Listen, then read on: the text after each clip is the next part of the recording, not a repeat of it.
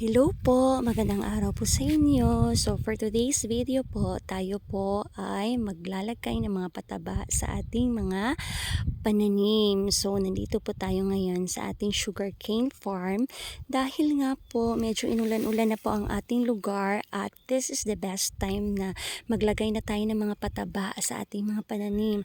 And thank you so much Lord dahil at least umuulan-ulan na po.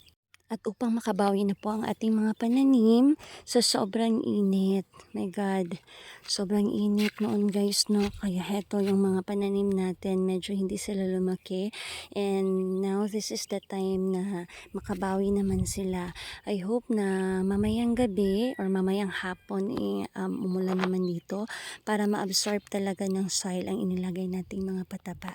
We were praying na matapos namin ang paglalagay ng mga pataba bago umulan guys kasi pupunta pa kami doon sa isang area namin kung saan kailangan namin maglagay din ng mga pataba sa aming mga pananim na mga sugarcane doon.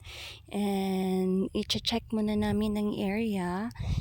Siguro kukuha na lang kami ng taong aabuno doon kasi medyo hindi na kinaya ng aming mga powers kasi hindi basta-basta or hindi biro ang paglalagay ng abuno. Napakahirap nito syempre dahil medyo may nagkakaedad na tayo, medyo masakit na sa likod.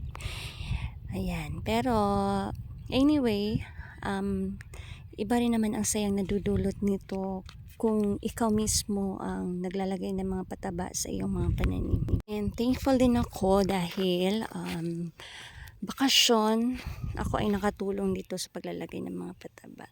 Thank you so much for watching guys. Bye!